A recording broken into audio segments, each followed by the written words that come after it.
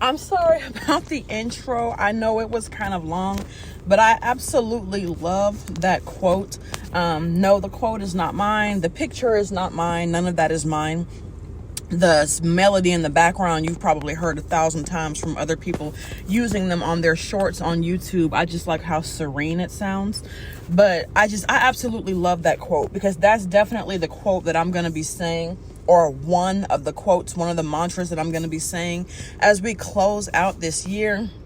I'm definitely going to be doing some offerings. I'm going to do a whole little ceremony. Today is the full moon, so I am going to give an offering today. But I'm going to do a whole little ceremony at the end of the year as we're going into the new year. Because, y'all, 2023 is going to be different for me. 2023 is going to be different in general, right? So I'm going to tell y'all something. This year was actually supposed to have been different for me. And I had the Babalawo that I work with. I had, he told me that you missed an opportunity this year.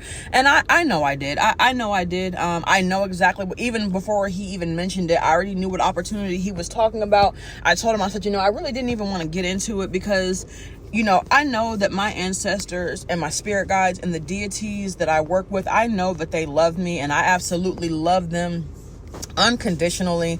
Some of the heavier deities that people are afraid of are some of my favorites, with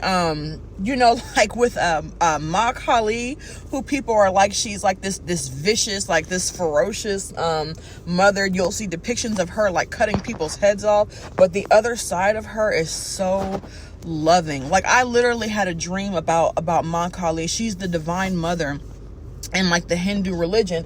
And I mostly talk about the Orishas because that's the pantheon that I work closest with, being that I am African American. I don't even really consider myself African American, but I kind of lost my train of thought as to how to describe myself. But because I love my African roots, the Orisha pantheon is the one that I work most closely with. But I have deities from all pantheons that come into my dreams, from Taoism, ancient Chinese pantheon deities, Egyptian deities. Matter of fact, I've had more Egyptian deities. I've had more Orishas, but next to Orishas, I've had a lot of the Egyptian deities show up in my dreams. And then Ganesh, I had Ganesh, who is from the Hindu pantheon, show up in my dreams, as well as Ma Kali. And you'll have depictions of her where she's either pale skin, kind of the Hindu people, or she's dark blue, and you'll see some where she's black. So I have one coworker who is actually Indian. She's Indian, and I asked her, I said, I want to ask you a question. If I say anything offensive, please stop me, because that's not my goal. I asked her, I said, was it your grandparents or your great grandparents? Who was it that moved here to the States?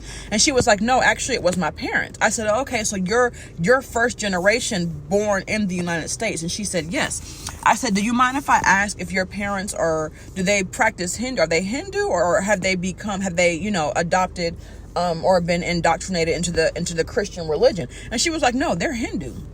And I told her, I said, so I had a dream about, the divine mother, Ma Kali. I said, in my dream, she showed up like black skin, like literally the color black. That's what she looked like. Her skin was literally the color black.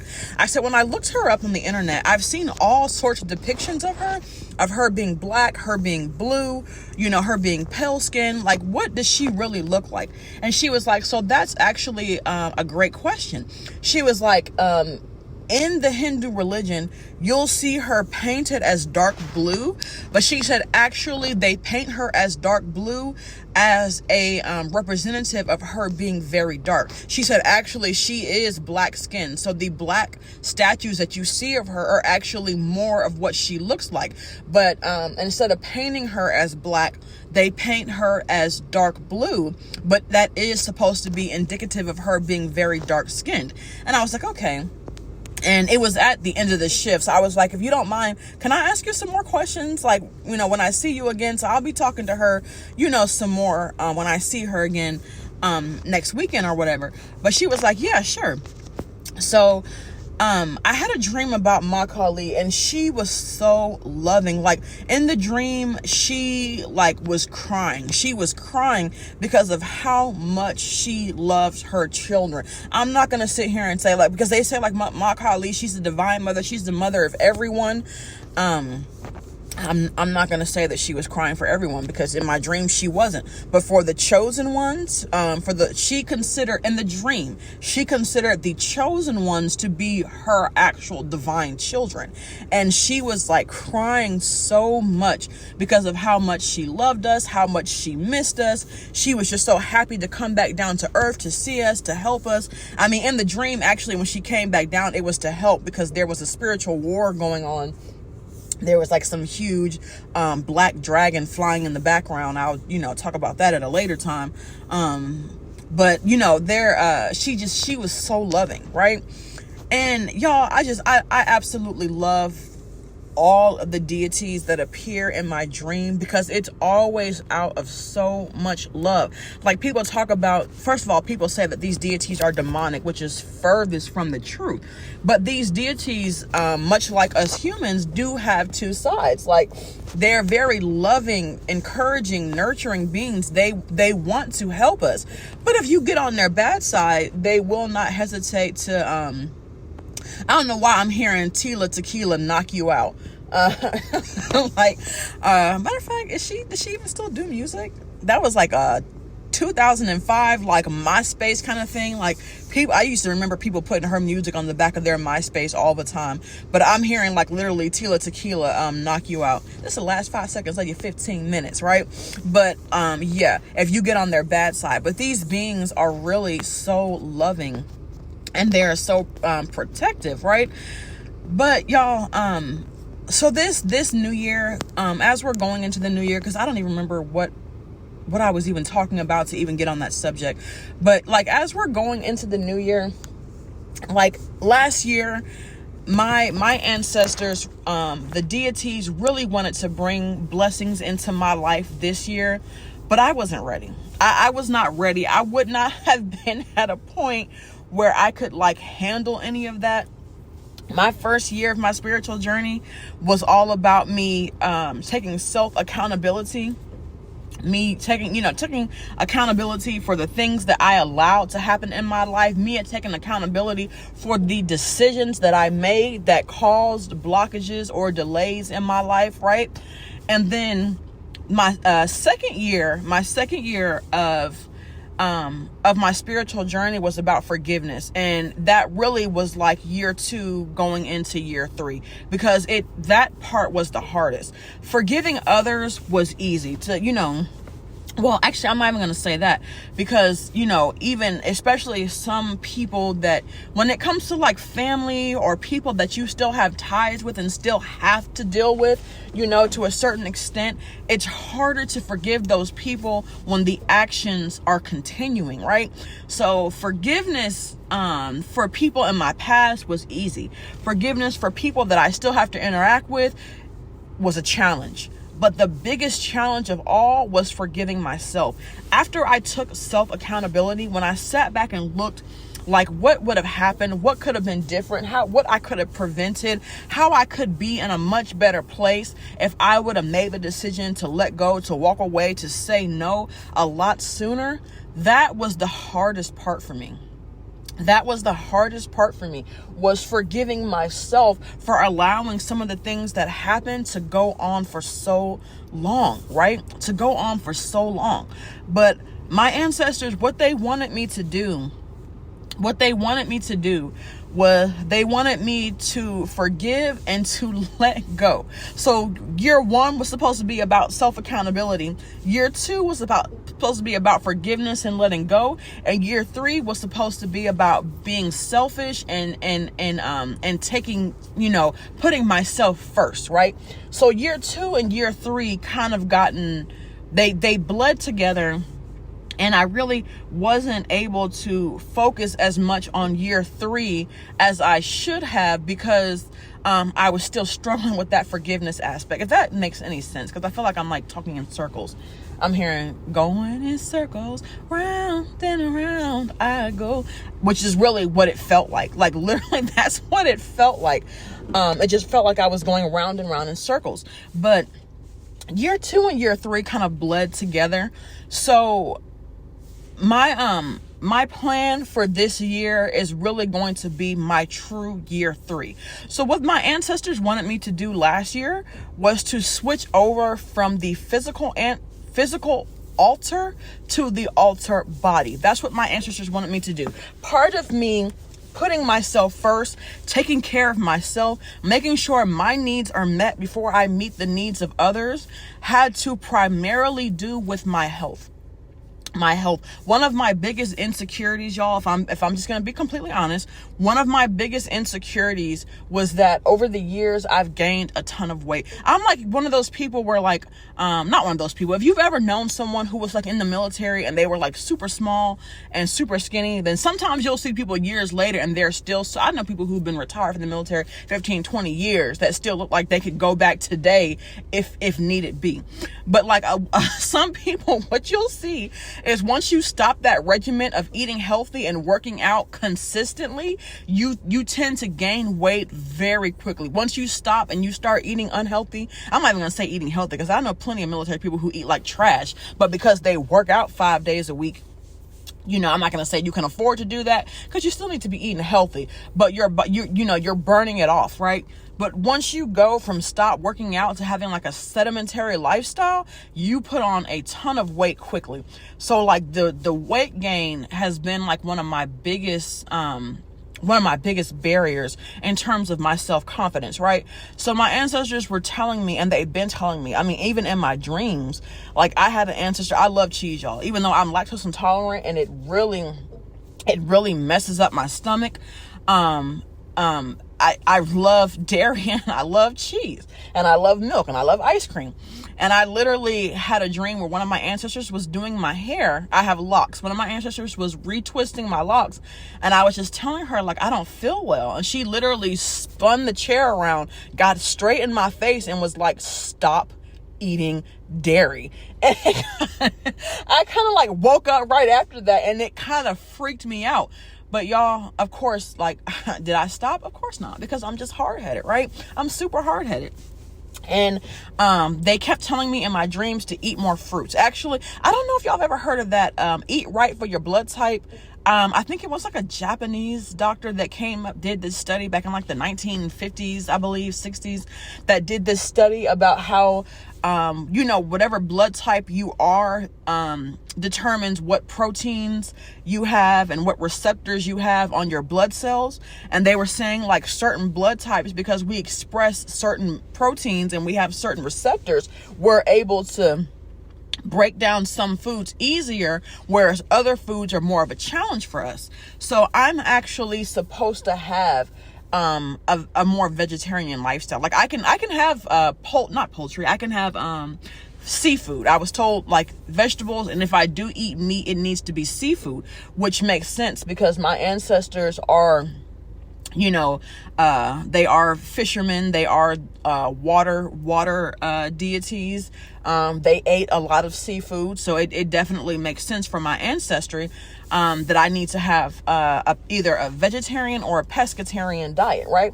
But even in my dreams, my ancestors have been telling me eat more fruits, eat more vegetables, but primarily fruits. They have been very, very, very specific about me eating more fruits, because I'm the type of person that I'll eat way more. I can sit around and eat bananas and grapes and strawberries all day, and peaches. My favorite fruit is peaches, and bananas. I can eat those all day, but I'm not about to sit around all day eating broccoli, eating kale. I'm not about to do that. I can eat lettuce in the form of a salad. I can eat spinach in the form of a salad, but I'm not the type of person where I'm just going to sit around all day eating raw vegetables, although it would be better for me, right? I can eat carrots if I have like ranch, and I really don't even need the ranch. But my ancestors have been telling me for, at this point, it's been years now, to start eating healthier. That is one of the biggest things on my mission to prioritizing myself. Number one is eating healthier, being more mindful of what I'm eating, what I'm putting in my body. And two, doing things that, doing things for me, or living for me, or, saying no to things that, are either disturbing my peace or causing me any sort of pain or frustration, or that, are basically just taking away from my peace, but just being more selfish. I'm the type of person where I've always put everyone else before myself. I don't care if I just got off of a 12-hour night shift. If someone calls and it's like, hey, I need you to come over to do this, I'm going to go over and do it, because that's just the type of person that I've always been. And Spirit is like, no, you are tired. You need to go home and rest. Your body is telling you that you're tired. First of all, you're not even supposed to be working night shift, because it goes against your circadian rhythm, and it goes against your sleep cycle, but you need to be resting. And the crazy thing is I actually I don't know if anybody else is like this. I actually like that I work night shift, because I have way more powerful dreams during the day. Like if I'm at home during the week and I'm up during the day and sleeping at night, I'll have like some spiritual dreams. I'll have some good dreams, but the dreams that I have when I sleep, like even the times where I'm like, it's going to take me a quick little cat nap. The dreams that I have in the middle of the day are always so much more powerful. I don't know if anybody else experiences that, or it's just me. It's like I'm flipped anyways, right? But I've always felt like a little bit different, because I was watching one of these episodes of Black Magic 363, and this subscriber asked this question where I'm like, yo, I'm glad it's not just me. She was like, I feel like it was when he was doing a reading with Sister Myra Moss. I love her too. Love her as well, right? Excellent teacher, especially when it comes to astrology. But she the subscriber asked, she said, what is it about me that makes me resonate different? She was like, for me, when I look at the tarot cards, even without looking at the meanings or anything, even without studying, when I look at the tarot cards, she said to me, swords signify fire and wands signify air. And I was like, you know what? I said, that's the exact same way. Y'all don't know how I had to literally force myself. I had to force myself to accept the fact that wands are fire and swords mean air when it comes to the tarot card, because for me it's always resonated backwards. Like whenever I think of wands, I think of like Merlin or one of those wizards that you see in the movies twirling their wand around, and there being like this big windstorm and all this lightning and stuff that goes around them. And then whenever I think of swords, I always think of blacksmiths, how they make the swords and they burn them in the fire to cool the metal. I've always signified swords with fire and wands with air. That's just how it signified with me. And I forget what her exact response was, but Sister Myra Moss gave like this most beautiful explanation where she was like, there's something about you that resonates opposite, that just resonates different. And she was like, that actually may be a powerful thing. So don't necessarily look at that as you being wrong. It just means that there's something about your spirit where you resonate differently. And I have to go back and find it, because the answer she gave was truly beautiful. And I feel like that's how I am. I just kind of resonate with things differently than some other people resonate with them. But either way, like, I am one of those people who I actually work night shift, and I enjoy it, and I prefer it. I prefer to be more, leisurely. I prefer to be able to sleep in, to have more leisure time during the day to do personal things, because I've said it before, I'm a morning person. I'm way more productive in the morning. I get more things done in the morning if I can get up early and do them. If I have to work all day and then get off at like 4 or 5 o'clock in the evening, I can tell you right now, I'm not doing anything except for going home, sitting down, and probably eating dinner and falling asleep, watching some kind of documentary or podcast on YouTube. That's exactly how my day is gonna. I've done it for years.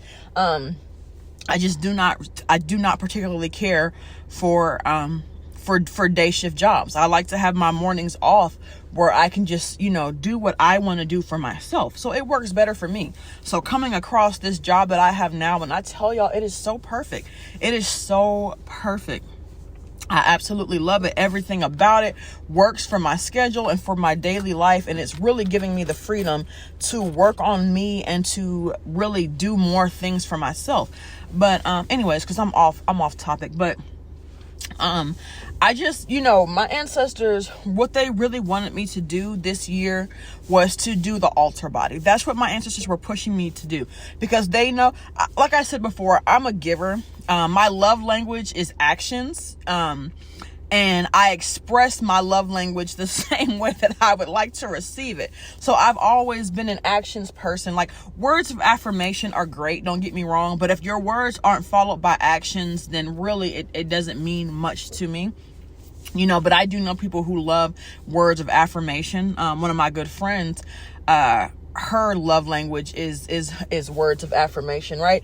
But and gifts, I'm not really a gift person. I'm not, do not buy me a bunch of expensive things. Do not buy me a bunch of gifts. First of all, and it's really awkward for me. I've always been that person who I have issues accepting things, because I just don't like a bunch of expensive things. I've always been a very modest person when it comes to living in my lifestyle, right? But anyways, my ancestors, what they really wanted me to do as a part of me taking care of myself was they wanted me to do the altar body, because I don't know, like, who else out there, if you're an empath, and you probably have had similar struggles to me, but because I do things for other people better than I do them for myself, they know that if I would have transitioned to the altar body, because what I'm eating, because I'm doing, I'm still going to light my candle. I'm still going to do my prayers. I'm still going to burn ancestor money, but my offerings are going to be by way of basically me eating. Because, your ancestors, they are a part of us. They are helping us, but they are also within us. So my offerings would be by way of me, what I eat. So I would basically be almost, giving them offerings daily, because everything that I eat by way of my body being the altar body is going to be how I am feeding and taking care of my ancestors, right?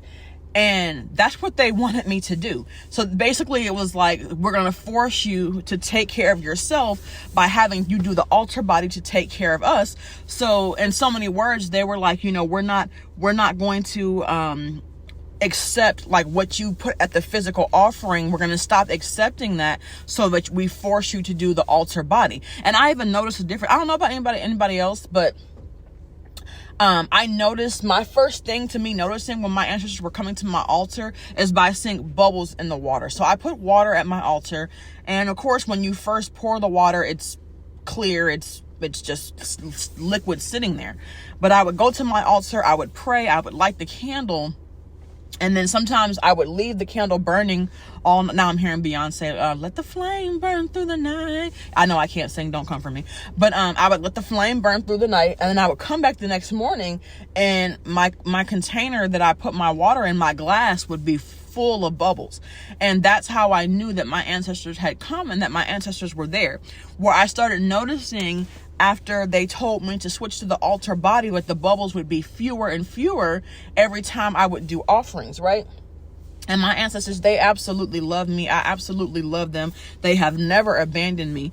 But they're pretty much to the point where they're like, you know what you're supposed to be doing, so stop acting ignorant. Stop acting oblivious to it, right? Get to it.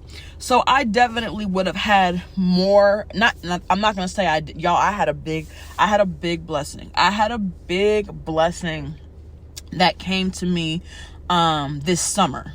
I had a big blessing that came to me this summer that my ancestors gave me, and something that I had like asked for like last year or like, months before, that came, by way this summer. And it was actually several blessings, because even the job that I had now with the schedule that I've been wanting for a long time, I had been praying for at the beginning of the year. I did a prayer for it. I did offerings. I wrote my prayer down, wrote my request down. I burnt it in the fire at my altar, all that, and they gave it to me. It took a couple of months, Like I said, it takes a while for the spirits and the ether to move things around in the 3D, but they gave it to me, and I'm still thankful. I still have one or two things that I need to clear up and clear out the way. And then once I do that, I'm telling you, starting in January, at the end of this year, I have one more thing that I'm clearing out of the way. And after that, starting in January, like, my schedule, everything that I want is going to be exactly how I want it, right? And it's just, it's working out for me so beautifully. I can't say anything else. It's working out for me so beautifully. And I told my ancestors, I'm not going to keep putting it off anymore. I was supposed to have started this last year, with year 3, but that's okay. I'm hearing that's all right. That's okay. But that is okay, because year 2024, the year of 8, the year of movement, that's what I'm going to be transitioning to. So I don't know if anybody else has been feeling this. I know my ancestors have been showing me in my dreams time and time again to eat more fruit, stop eating dairy, stop eating junk food. And I still, being the hard-headed me, have not been listening. But even in my, I want to say, like, even in my slow movement, even in my disobedience, my ancestors still have shown me how much they love me by way of still working with me, still showing up for me, still helping me clear these paths, as they see that I'm still making progress. I'm moving slower than they would like, but I'm still making progress, y'all. And my ancestors have really been showing me how much they love me, how much they, appreciate, what I do for them. It's such a loving relationship that I have with my ancestors and with my spirit guides and with the deities. I work with, like I said, the Orisha Pantheon. I'm not ready yet. I know I just did a video about this yesterday. I am not ready yet. I'm not at that point in my journey. I probably won't be ready until I'm actually ready to show my face. If I'm just being completely honest, I won't be ready until I'm ready to show my face. I did have a dream where I was told that I actually am one of those fractionations of a deity, and it is a deity of the Orisha Pantheon. I told somebody once. Well, actually, I told like 3 people, and 2 people absolutely believed me. They said they could see it. Matter of fact, one person I told, they said they believed me. Another person, the Babalawo that I work with, actually told me, and I was like, yeah, I kind of already know. I had a dream about it, so I already knew.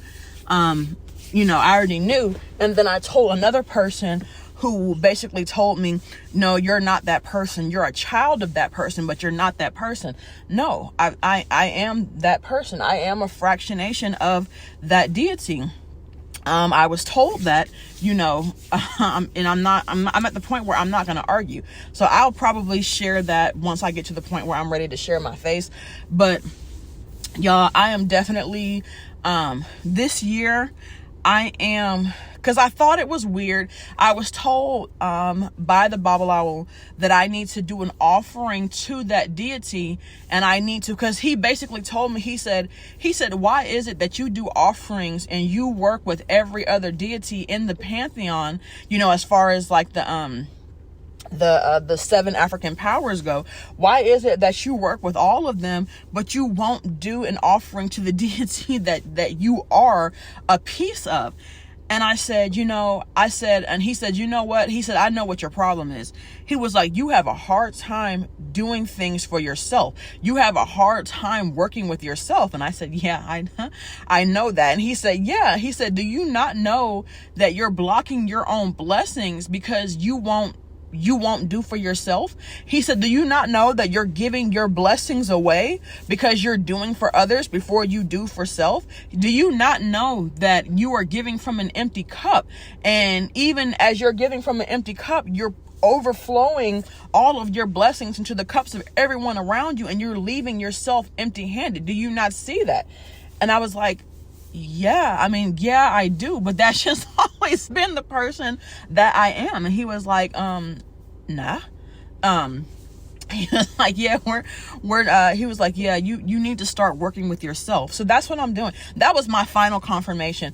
I already knew it myself. And then what they say, everything comes in threes. Matter of fact, Sister Myra Moss said in a video I watched maybe like this past weekend, and someone asked, Black Magic 363, Brother Rich asked, how do you know when you differ from the ego and from your higher self?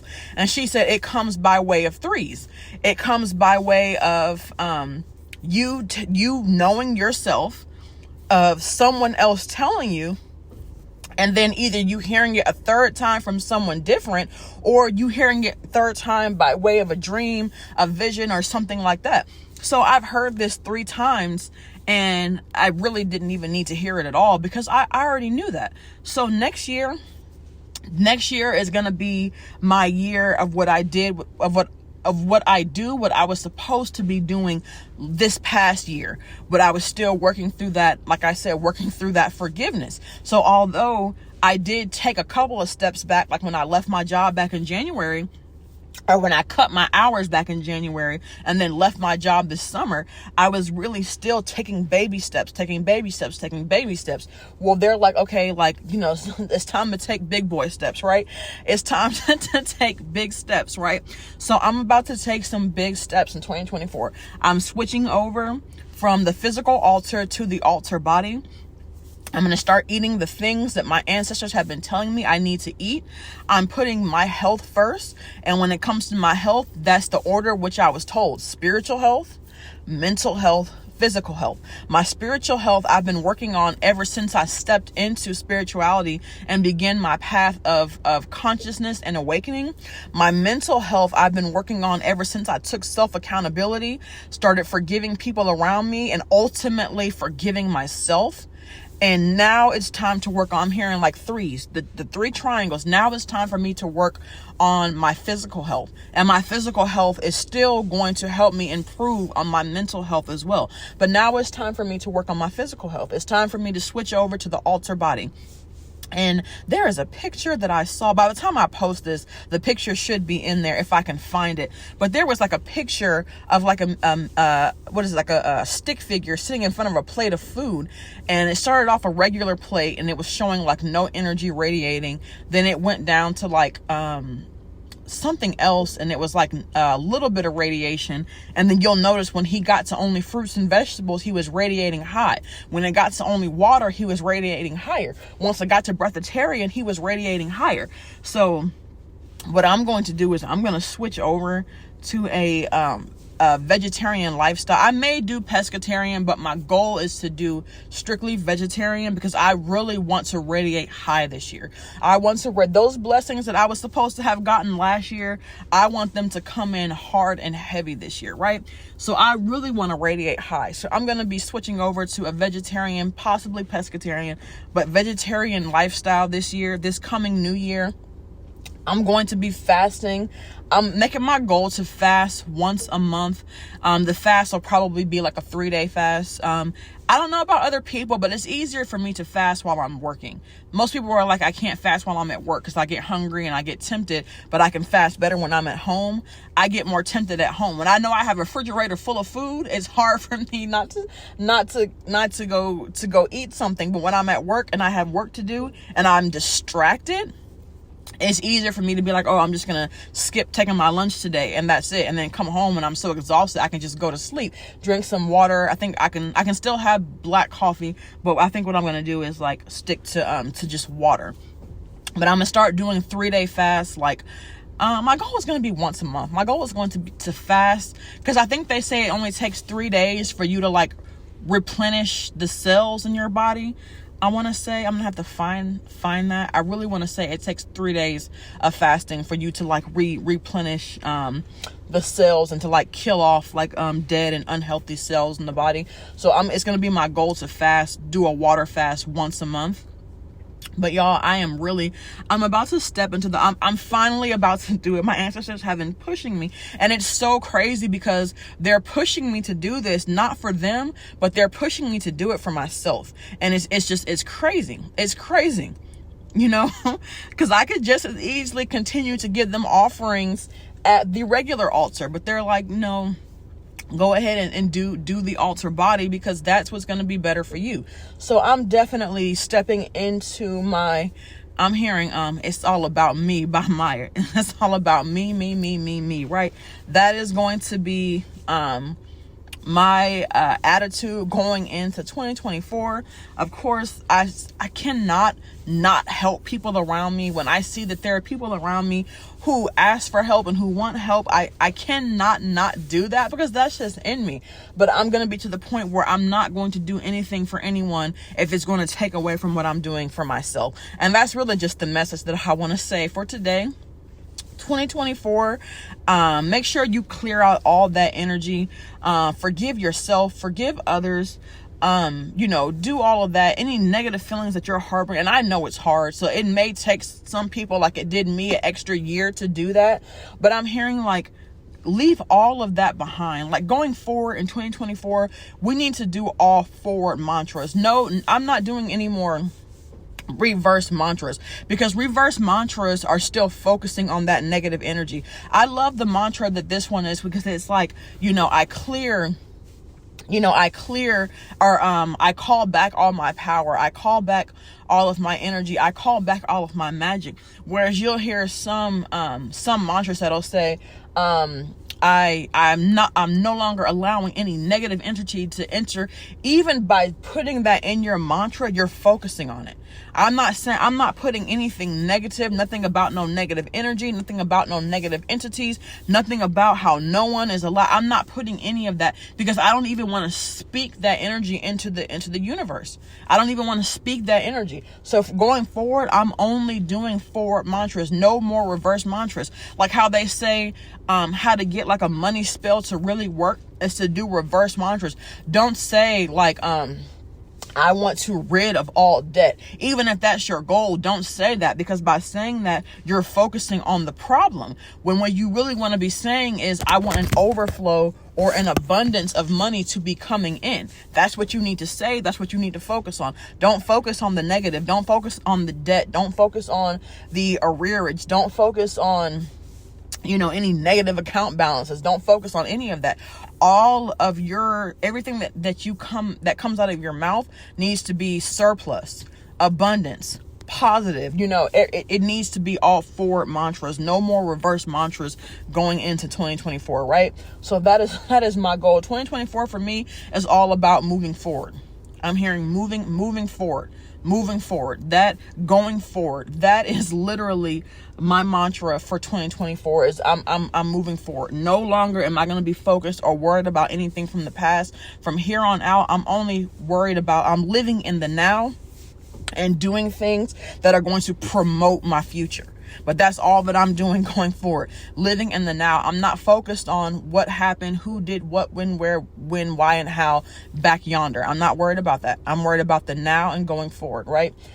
So y'all, I'm sorry. This was a super long message today, and it was mostly about what my ancestors and my guides were telling me, but I just feel like there are other people out there who may benefit from that, who may have maybe gone through the same things or felt the same things, and who may be feeling like a shift or if y'all, I don't know if y'all can hear that, but the train in the background, which of course the train for me signifies, my brother Ogun.